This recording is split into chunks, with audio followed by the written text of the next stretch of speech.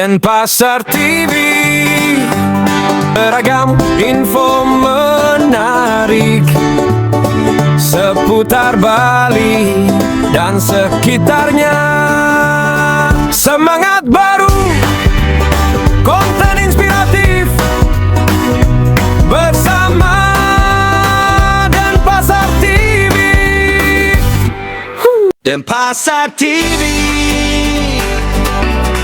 beragam info menarik, semangat baru, konten inspiratif bersama Denpasar TV. Smart Netizen Denpasar TV. Biasanya saya dengan teman-teman di Bali. Hari ini saya pulang kampung dulu. Ada di Kabupaten Manggarai. Persisnya di salah satu objek wisata yang punya ikon khusus. Karena objek wisata ini, nah ini sebentar lagi kita mau minum kopi. Kopi Manggarai. Jadi kalau orang Manggarai bilang lonto sama, Inung sama. tanpa kopi Manggarai rasanya tidak lengkap. Jadi saya hari ini ada di objek wisata, namanya objek wisata Liang Bua. Nah, objek wisata ini dirintis popularitasnya itu setelah, terutama ya, setelah hasil riset yang dilakukan oleh para peneliti dari luar negeri tentang asal-usul manusia Flores pertama kali. Dan ternyata hasil penelitian mereka di sinilah tempat. Nah, dari situlah saya kira popularitas nama Liang Bua ini mulai merambah ke seantero jagat. Lokasi ini, ya, kalau kita lihat landscape-nya menarik. Di latar belakang saya ini hamparan sawah, persawahan yang sepertinya baru ditanam ya, baru mulai ditanam. Jadi 2-3 bulan biasanya sudah panen. Nah, mudah-mudahan 2-3 bulan lagi saya datang menjelang panen, sehingga view yang terlihat di belakang lebih menarik. Saya hari ini ditemani Om Roni, yaitu saya masih panggil Om. Dan ternyata setelah tiba di sini ternyata keluarga semua. Jadi salah satu orang muda ternyata masih saya panggil adik gitu. Tigor. Dan lama di Bali 9 tahun ya? Iya, 9 tahun. Dan ketemu setelah hari ini ada di sini. Nah, di sebelahnya ini bapaknya, ayah kandungnya. Nah, ini salah satu tokoh yang kelihatan sebenarnya sudah punya anak cukup dewasa, tapi masih seperti orang muda ini. Hanya sebagai resep ke kami nanti. Tabe gula. Amang Agu AC Tigor. Lalu ada Denny nih. Denny ini hari ini dia layani dulu kami dengan kopi. Gitu. Nah, hari ini kebetulan ada di sini, saya ingin angkat cerita-cerita yang barangkali sudah pernah diangkat, tapi tidak terlalu mendalam. Lalu coba update beberapa informasi yang mungkin penting untuk kita dorong agar objek wisata ini ke depan akan makin sumringah. Cerita dulu tentang Liang Bua. Nama Liang Bua. Kalau Amang, kalau punya catatan sedikit tentang nama Liang Bua, mangga. Tombola tatu ada no kira-kira. Apa maksud Liang Bua? Liang artinya apa? Bua artinya apa? Nah, anakku ketuanan. Tigor yang cerita. Jadi terima kasih. Yuk. Bahasa Manggarai, bahasa Indonesia. Bahasa Manggarai campur aduk bahasa Indonesia. Sahabat Denpasar TV, terima kasih dari kesempatan yang sangat luar biasa. Jadi ini juga bukan kebetulan karena ya. Mungkin karena kita sudah terlalu lama pergi dan jadi kita juga tidak saling kenal. Padahal dulu sama-sama di Bali. Sama-sama di Bali.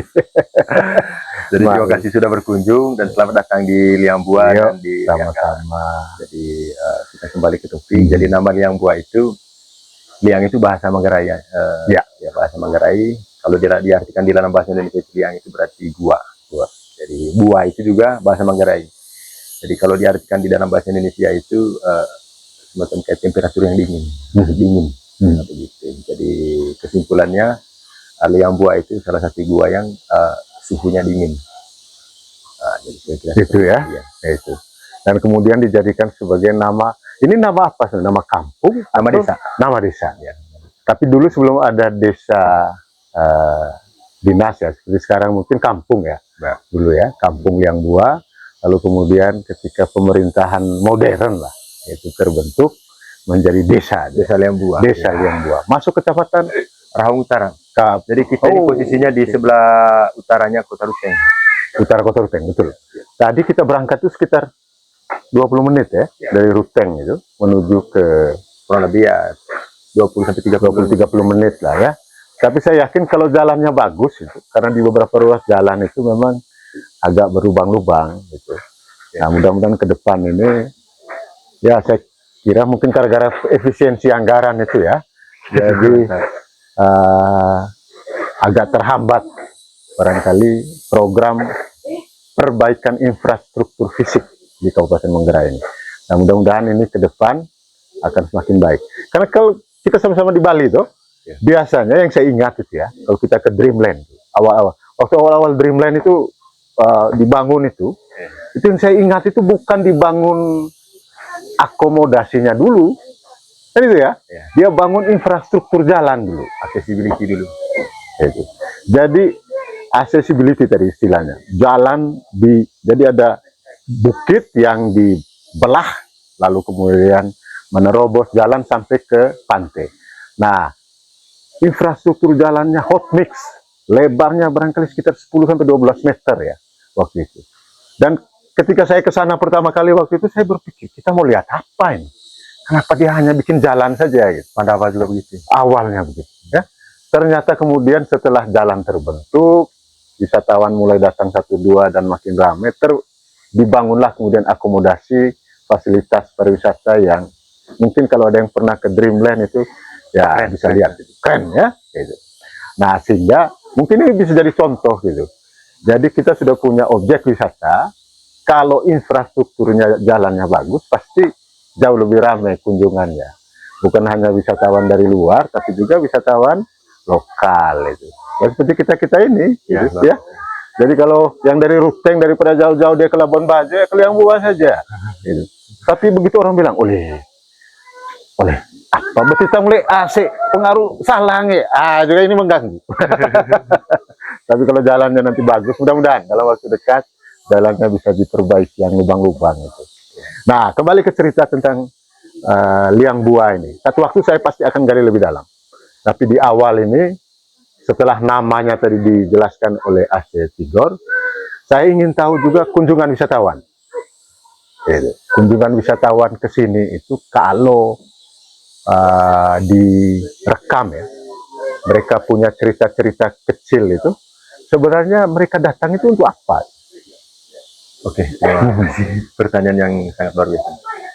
Jadi kalau yang ke Liang Bua ini, karena orang-orang tahu kan Liang Bua ini sebagai gua saintifik, jadi begitu. Jadi yang datang itu sebelumnya itu memang tamu-tamu khusus, jadi yang memiliki pengetahuan tentang ya antropologi, tentang ya arkeologi, begitu. Jadi khusus-khusus itu saja yang datang.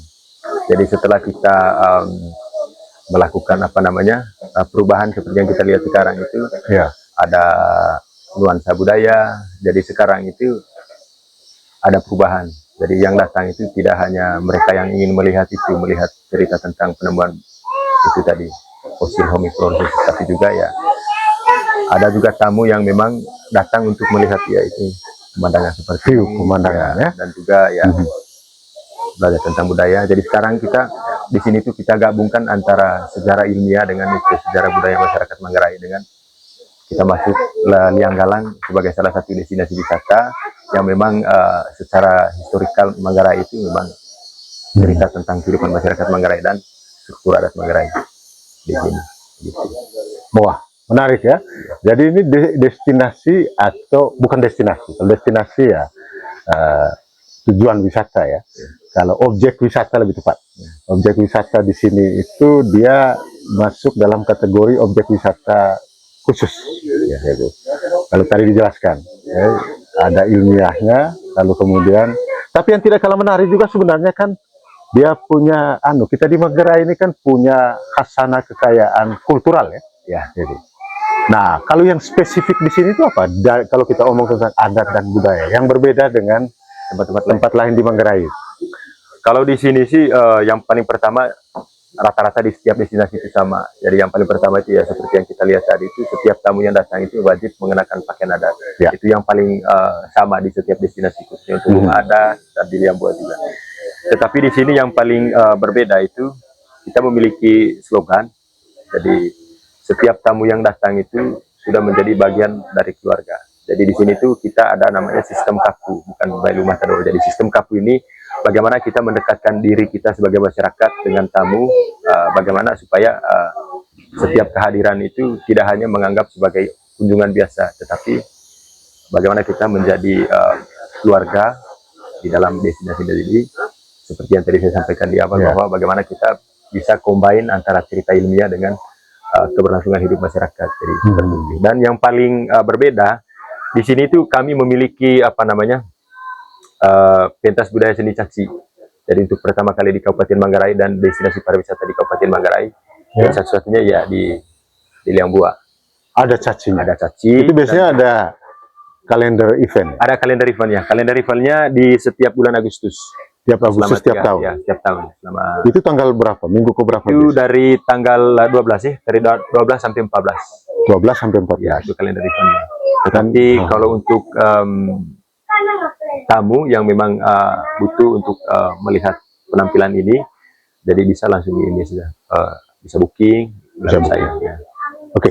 Nah, kalau misalnya ada atraksi budaya seperti tadi itu ya, dan itu kan eksklusif jadi dia ya, eksklusif. Karena di beberapa objek wisata yang ada di Manggarai, baru di sini ya, yang ada pentas cacinya. Gitu. Nah, caci ini adalah salah satu atraksi budaya Manggarai yang menjadi warisan adiluhungnya nenek moyang kita. Gitu. Dan ini kalau omong tentang caci, saya ingat di Bali itu ada tradisi yang mirip di Karangasem. Ya. Cuma mereka itu di sana itu dia pakai daun Pandan. ya, daun pandan. Kalau kita di sini cemeti. Jadi wah, ini salah satu atraksi yang menarik. Dan itu kalau wisatawan dari luar, terutama teman-teman di Bali ini, kalau main-main janganlah hanya Labuan Bajo saja, karena ada objek wisata lain yang tidak kalah menarik. Ada di wilayah Manggarai Induk namanya. Kalau dari kota Ruteng sebagai ibu kota Kabupaten Manggarai, kalau dari Labuan sekitar 3,5 jam Ya. paling cepat, gitu ya. 3,5 jam sampai 4 jam sudah sampai di Ruteng. Oke, sambil minum. Ya, Kalau dari Ruteng tadi saya bilang sekitar 20 sampai 30 menit lah sampai di Liang Bua. Nah, kalender eventnya tadi sudah ada. ya sudah ada. Cuma untuk mendapatkan akses informasi tentang kalender event yang ada di sini, bagaimana caranya? Bagi teman-teman yang ada di luar, di luar. Flores misalnya. Kebetulan kami melalui Instagram saja, karena di sini kami Nama Instagramnya? ya, ada Tombok Kreatif, dan bisa Tombok Kreatif. ya, dan bisa langsung kunjungi Manggarai Official sudah, itu yang punya pemerintah punya. Oh, jadi ada dua akses informasi utama untuk mengecek keberadaan Liang Bua sebagai objek wisata. Satu tadi yang difasilitasi oleh pemerintah, namanya Ya, melalui Wisata Manggarai Official juga, dan juga bisa melalui akun pribadi saya, Tombok Kreatif, atau bisa searching di Bang Tigor, akun Facebook juga Bang Tigor. ya itu dia. Ya, nah bisa akses informasinya di sana untuk kemudian mengorder, ya, order untuk bisa datang berkunjung ke tempat wisata ini. Kalau ngomong tentang arus kunjungan wisata, Kalau arus kunjungan sih memang berbeda dari tahun-tahun sebelum di low season, peak seasonnya kapan deh? high seasonnya biasa sama kayak di Bali. Kalau di, Sama ya? kalau di sini sih mulai dari Mei kayaknya. Mei ya? Mei itu sudah mulai, bukan puncak sih, mulai awal-awal ya, dan pertengahan April. Tetapi sekarang karena kondisi dunia lagi Ya, amburadul, lagi jadi ya, kurang baik gitu ya, 2026 ini berkurang, agak menurun. agak menurun. Tapi kalau situasi normal rata-rata average-nya berapa? Kalau situasi normal itu Per bulan? per bulan. Kalau per bulan kita tidak bisa, kalau diakumulasikan mungkin ratusan lah. Per bulan? Ya, kalau musim rame ya Jadi ratusan. bisa ribuan per tahun ya? Iya, tahun kemarin itu yang 10 bulan kemarin nih, 10 bulan kemarin kita berada di posisi kedua kalau tidak salah di Kabupaten Manggarai. setelah Labuan Bajo. Wairebo. Tidak. Oh, setelah Wairebo. Nah, ini kan akumulasinya di sini ya. Kalau lama bagus. Oh iya, di Manggarai ya. Iya. Manggarai, Wairebo. Setelah Wairebo, Liang Bua. Yang buah. Oh. Dan untuk hospitality, jadi Liang Bua itu kayaknya nomor 1. Untuk hospitality. Ya, untuk bagian pelayanan. Ya, Wow. standar pelayanan itu. Apa itu misalnya? Ya, seperti yang tadi, jadi di sini itu mungkin kesetaraan dengan destinasi wisata lain kayak Wairebo, terus juga kayak Rute Pu'u, ya. dan juga Atau kayak Todo misalnya, Todo. Kesetaraan ya mungkin sama-sama mengenakan pakaian adat. Adat. Tetapi di sini ada sistem lain yang memang kami terapkan di sini sesuai dengan standar pariwisata itu sendiri. Yang paling pertama ya, di sini bagian dari pelayanan ya seperti yang ada di depan kita ini. Oke. Kami menyediakan kopi khas lokal, dan memang di sini itu standarnya produk lokal semua. Produk Jadi lokal itu sudah ada di dalam harga tiket yang dibayar oleh tamu itu. Jadi tidak ada harga lain. Di sini setiap tamu yang datang itu kami wajib menyediakan itu. Kopi. Ya, memang penting ya kalau bicara tentang standar ya, standar hospitality. Karena ya kami berdua ini sama-sama di Bali dulu lah, tahu bagaimana perjalanan pariwisata di sana. Yang saya ingat itu, Tigor, itu ada kasus pernah di Kintamani misalnya ya. Berbeda dengan objek wisata lain di Bali. Jadi tamu dia harus pergi ke salah satu objek wisata di sana, nyebrang danau, tiba-tiba di tengah danau perahu dimatikan mesinnya, lalu tamu diminta uang tambahan. Jadi keluar dari standar. Jadi ya kelakuan yang kurang elok begini akhirnya merusak citra pariwisata di Kintamani waktu itu. Tapi kemudian pemerintah turun tangan dan bisa dipulihkan. Ya, jadi memang standar pelayanan atau di industri hospitality ini menjadi sangat penting. Ya, kita dengar di Labuan Bajo juga kan sempat ada kasus-kasus kecil ya. Jadi misalnya soal standar transportasi wisata misalnya. Kenapa di sana beda dengan di sini harganya, dan nah yang begini-begini biasanya mengganggu kenyamanan wisatawan. Jadi kalau di sini sudah punya standar, ya bagus sekali sehingga ada trust. Nah, trust inilah yang kemudian nanti bisa kita jual kepada wisatawan. Ya, karena sehingga mereka tertarik untuk datang. Jual jasa. Jual jasa. Ya, jadi jual jasa itu standar yang paling pertama yang harus diperhatikan itu ya tentang pelayanan itu sendiri. Pelayanan itu sendiri. Dan juga ya tentang kedekatan kita dengan tamu, secara emosional juga. Jadi mungkin di luar sana kan teman-teman mungkin hanya berpikir bahwa ya melayani tamu itu untuk menenangkan hati tamu.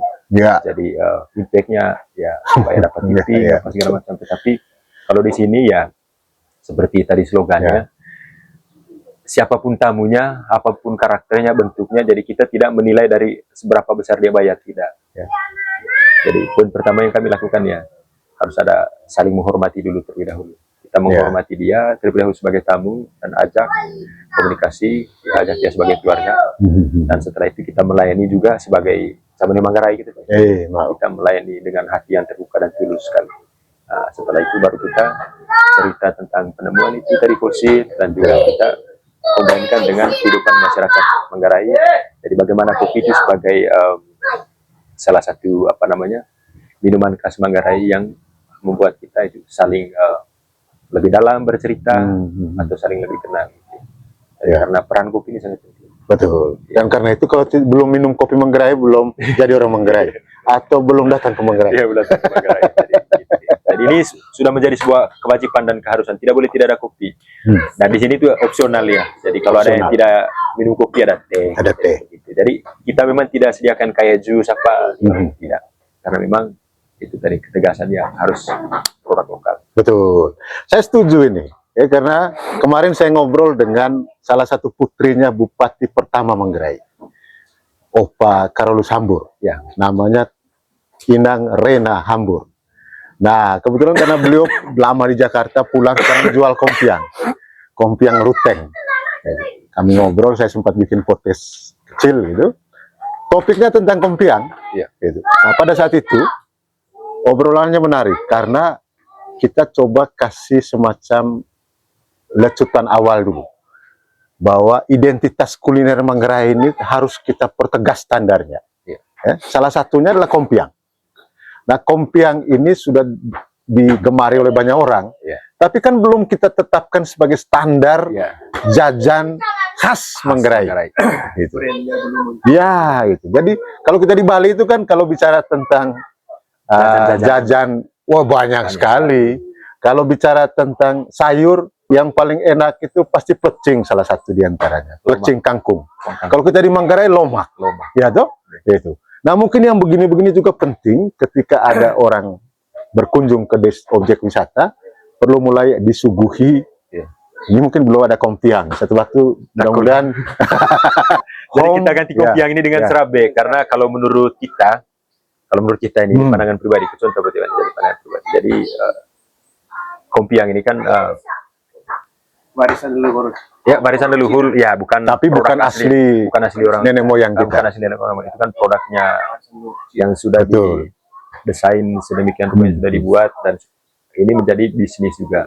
Betul. Ya, jadi serabe ini memang standar lokalnya ada, jadi nilai ekonomis juga, dan proses pembuatannya juga memang menggunakan peralatan-peralatan lokal. Jadi kenapa kami di Liang Buah itu memilih serabe?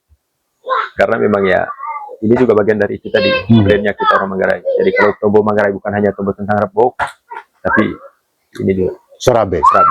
Jadi Ini bahannya dari apa nih? Bahan? dari tepung beras. Tepung beras. Oh, tepung beras. Lalu dicampur dengan macam-macam adonan. Jadi kalau di bahasa Indonesia kan, kalau di Bali mungkin kita sebutnya pancake. Pancake. Ya, pancake. Ya. Jadi barangkali kalau di Jawa namanya serabi. Ya, serabi. Kalau di Jawa serabi. Di Bandung namanya serabi. Gitu ya. Dan ternyata kita di Manggarai punya namanya serabe. Gitu ya.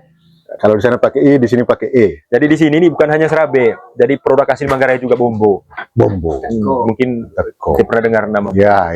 Pernah saya makan waktu kecil dulu. Ya, itu yang kami suguhkan di sini. Jadi setelah sudah mulai memang dari apa? Oh, dari dulu kan ya. Produknya kayak teko, terus juga daeng, buku, tapi itu tete apa hiyo?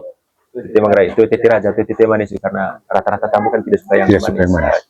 Jadi teko, daeng, muku, bombo dengan ini serabe. Tapi dia disuguhi begitu saja. Iya, Misalnya pisang rebus. ya, pisang rebus ya. Dan itu biasanya lebih higienis ya. Iya, itu maksudnya lebih harus lokal sekali. Dan bombo kule ya. Bombo kita suguhkan, bombo itu tidak pakai kayak bumbu-bumbu lain juga. Itu biasanya kalau bombo, cara menjelaskan ke tamu kalau mereka tanya itu bagaimana filosofinya? Oh, kalau ya itu tadi penjelasan ya, yang paling pertama itu ya teman-teman mungkin menjelaskan ya bahwa bombo ini salah satu produk atau makanan lokal asli Manggarai yang memang tidak ditemukan di mana-mana lain. Dan ini juga salah satu makanan yang memang ditemukan oleh kakek nenek moyang kita dulu waktu belum ada zaman beras seperti masa modern sekarang. Nah, ini biar smart netizen juga tahu seperti apa bombo itu. Saya sih pernah makan, tapi lebih bagus kalau AC Tigor yang menjelaskan. Jadi bombo itu ada jagung, terus juga ada kacang merah, ada dari jagung, kacang merah, ya, dan dimasak, paling ya taruh garam, terus juga sedikit dengan ya itu penyedap rasa, micin kalau biasanya, Ajinomoto ya, itu saja, tidak ada penambahan lain. Jadi kalau yang bombo tadi disebut itu, saya ingat dengan bubur Manado. Oh ya. Cuma kalau bubur Manado campurannya banyak dia, macam-macam desi masuk. Oh ya, Saundaeng masuk segala macam. Ya, bose. Di kadar sana. Kalau bombo ini dia campurnya tidak banyak. Ini salah satu lokal menu ya. Ya, lokal itu. Kuliner lokal yang menjadi salah satu bagian dari suguhan atau servis yang diberikan di objek wisata Liang Buah. Dan rata-rata tamu suka.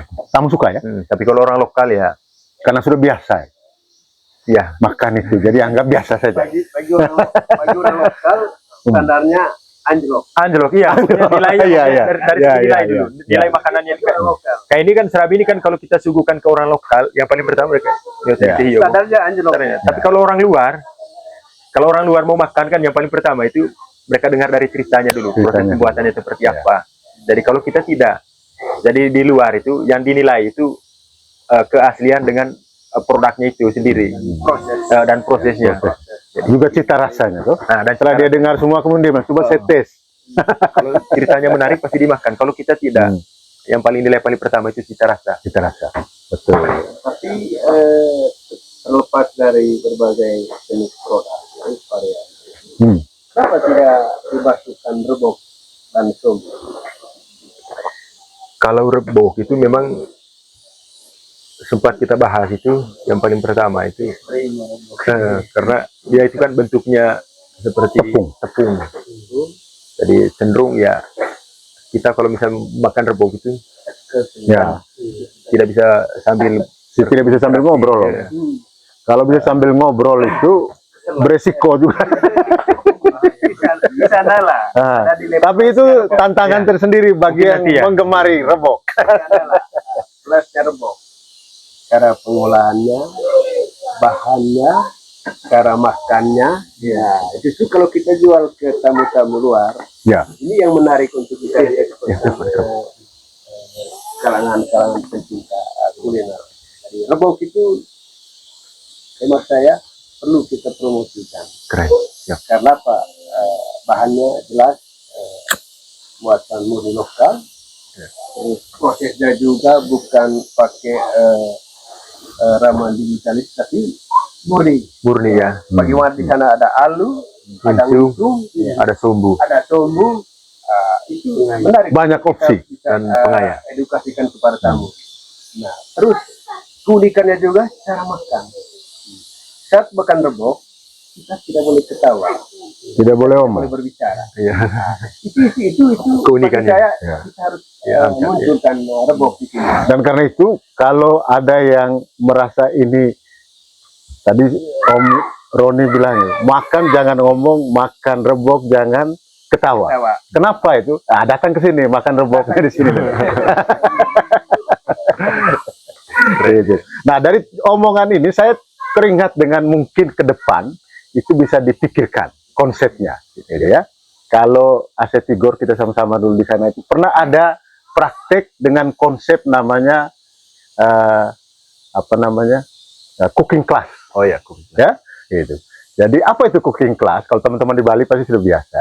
Cooking class ini adalah wisatawan yang datang, itu kemudian sudah dikasih informasi. Mereka ini segmen khusus biasanya, datang, lalu kemudian ketika tiba di objek wisata, sudah disiapkan dapur. Nah, di dapur itu nanti mereka akan memasak sendiri makanan yang nanti sudah disiapkan opsinya. Mau masak misalnya sombu, seperti apa sombu? Nanti menunya ini, bahan bakunya ini. Ketika bicara tentang tadi itu apa nggak yang seperti bubur Manado, bombo, ya. Bombo itu ada jagung. Orang di luar negeri tidak semua tahu tanaman jagung. Gitu. Nah, mungkin nanti ketika ada tanam jagung mau panen, mereka datang di saat musim menjelang panen jagung. Lalu diajak ke kebun jagung, dikasih tahu jagungnya seperti ini. Dan saya baru tahu waktu itu ternyata seperti itu di Bali itu. Lalu kemudian mereka diajak ke pasar, berbelanja bumbu-bumbu macam-macam, dibawa ke dapur, mereka dikasih tahu bagaimana mengupas halia atau kunyit dan lain-lain. Masak sendiri dan makan sendiri. Nah, mungkin ke depan konsep cooking class ini bagus karena di objek wisata ini sedang dikembangkan juga kuliner lokal, gitu ya, kuliner lokal itu bagus itu kalau itu bisa jalan. Jadi ya, siapa tahu kita juga kalau pas mau datang itu bikin sombu di sini saja. Nah, ada salah satu sisi yang lain yang tidak kalah menarik yang tadi sempat saya tangkap dari informasi yang diceritakan bahwa objek wisata ini dikelola dominan oleh anak-anak muda, gitu ya. Nah, kita lihat ini anak muda, termasuk saya punya amang ini masih muda, anggap saja anak muda masih. Berapa banyak anak muda yang terlibat? Awal-awal kita dulu banyak, gitu, karena ya tensi pariwisata ini kan naik Turun. ya, jadi orang. Jadi yang bertahan kami sekarang itu ya memang sudah orang yang sudah memiliki Passionnya di situ lah ya. passion dan cara pandang yang sama tentang bukan hanya tentang pariwisata tapi tentang desa berkelanjutan itu sendiri. Jadi saya ada Om Denny, ada Bapak Stefan, Rifan, dan juga ada beberapa teman lain yang tadi tidak masuk. Jadi mungkin 12 ya. 12 orang dan anak muda. semuanya anak muda. Ini tulang punggung sekarang Ya. yang ngelola objek wisata ini ya. Gitu. Wah, luar biasa. Dan background mereka rata-rata apa? Kalau Saya kan memang saya dulu pariwisata. sekolah di pariwisata, di sadar wisata, dan ini juga di pariwisata, dan ada beberapa teman-teman dan dari berbagai background. Berbagai Jadi, ya. background. Nah, salah satu yang juga harus bekali itu kan pasti kemampuan berbahasa asing, ya toh? Itu. Apa yang disiapkan untuk itu? Jadi di sini itu bulan-bulan awal saja yang masih ribet dulu, yang agak kesulitan. Tetapi setelah berjalannya waktu dan jadi setiap hari selalu berinteraksi dengan tamu, jadi puji Tuhan teman-teman ya sudah berbahasa asing semua. Learning by doing, ya? Ya, learning Jalan. by doing, ya. Oke. Nah, di tengah komunitas kecil anak muda yang mengelola objek wisata ini, lalu kemudian pemerintah memfasilitasi program Pokdarwis, ya? Ya. Nah, apa pentingnya Pokdarwis bagi pengelola wisata Liang Bua? Oke. Jadi mungkin teman-teman di luar sana mungkin ada yang sudah tahu dan ada yang belum tahu. Jadi Pokdarwis itu memang program pemerintah. Ya. Jadi Pokdarwis itu kelompok sadar wisata yang memang bergerak di bagian proses pengelolaan dan pengembangan objek wisata, dan khususnya bagi desa-desa yang memiliki potensi wisata. Ya. Jadi kebetulan ya Liang Bua juga menjadi salah satu destinasi wisata dan yang memiliki kunjungan yang cukup banyak juga. Jadi memang sebelumnya di sini juga ada Pokdarwis. Sebelum kami ada Pokdarwis, tetapi hanya nama. Jadi tidak punya apa namanya program kerja apa segala macam. Ya, sering berjalannya waktu. Jadi Pokdarwis ini sangat bermanfaat sekali karena kita langsung berhubungan dengan pemerintah. Karena itu ya berkaitan dengan kita punya legalitas, kita punya standar. Yang difasilitasi oleh pemerintah lewat program ini apa? Kalau untuk fasilitas fisik tentang amenity tidak. Jadi pemerintah itu hanya menyediakan program ini sebagai sarana supaya kami juga bisa bekerja sesuai dengan berada di bawah payung itu. Misalnya apa misalnya? Kayak Kalau dengan dinas pariwisata misalnya, apa yang di program dinas pariwisata yang mensupport keberadaan pengembangan objek wisata ini? yang pertama sih kemarin itu kami kalau support itu kayak alat instrumen lokal kayak gendang, lotse, terus juga ada Oh, itu yang konkret ya? itu yang konkret. Kontribusikan Tapi oleh pemerintah. kalau yang lain-lainnya belum Ya? Tapi untuk legalitas ya memang itu sangat penting sekali. Karena Pokdarwis ini dia berhubungan langsung dengan pemerintah. Karena maksudnya apa? Supaya kalau misalnya teman-teman punya potensi di dalam diri atau mau ingin mengembangkan potensi alam di desanya masing-masing, yang paling pertama itu ya standar pertamanya itu ya kita dekati pemerintah dulu. Ya mungkin misalnya perlu ada training ya. Ya, Ada training SDM gitu. SDM ya. Nah, untuk pengembangan potensi SDM di objek wisata. Ya. Jadi ya itu kembali ke standar tadi itu. Standar Kalau untuk sosialisasi di sini memang tidak ada sosialisasi secara khusus. Secara khusus tidak ya? Iya, kita itu memang mengalirnya karena Mengalir saja. saya memang pelaku pariwisata, teman-teman juga, dan ya kami saling mendukung dan akhirnya lahirlah ya ide-ide seperti ini. Bagaimana Liang Bua itu menjadi salah satu destinasi wisata berbasis masyarakat yang berkelanjutan tentang sustainability.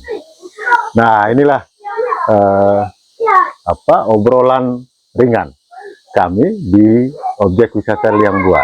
Nah, ke depan saya kira sebagai orang media, saya berharap ada penguatan terutama dari Dinas Kominfo ya, untuk membackup saudara-saudara kita yang ada di berbagai objek wisata termasuk di Liang Bua, bagaimana mengelola informasi pariwisata menggunakan pendekatan teknologi berbasis digital. Gitu. Ini penting sekali karena eranya sudah begini. Gitu. Jadi tidak bisa lagi kita hanya mengandalkan pendekatan promosi pariwisata itu menggunakan pendekatan konvensional. Ya, melalui media mainstream misalnya sudah lewat masanya ya, orang tidak baca koran lagi. Orang lebih suka sekarang itu menggunakan pendekatan visualisasi dan audio visual. Melihat, mendengar. Apa itu? Video. Itu. Jadi saya juga karena dulu ya lama di kelompok media Bali Post nulis, ya penting juga tetap menulis. Tapi karena memang menulis juga hasil karya kami sedikit saja yang baca, paling orang baca judul saja. Iya, Gitu. karena Dia masih syukur kalau dia baca judul itu. kalau tidak di Kalau dia tidak, dia lewat saja, skip saja. Dia lebih suka lihat apalagi video, zaman sekarang. konten, ya, konten video. Karena itu saya sekarang akhirnya suka tidak suka, mau tidak mau harus bikin konten video seperti sekarang ini. Ya, orang lebih suka nonton dan mendengar. Apalagi kalau ada yang eksklusif seperti yang ada di Liang Bua. Satu waktu saya akan menggali cerita-cerita eksklusif lain yang ada di berbagai objek wisata yang ada di Manggarai, khususnya lebih khusus lagi yang ada di objek wisata Liang Bua. Terima kasih semua Amang, Asikai, Kesa yang telah bersama-sama berbagi cerita dan pengalaman inspiratif tentang apa dan bagaimana Liang Bua kemarin, hari ini, dan ke depan. Bye-bye. Jangan lupa subscribe,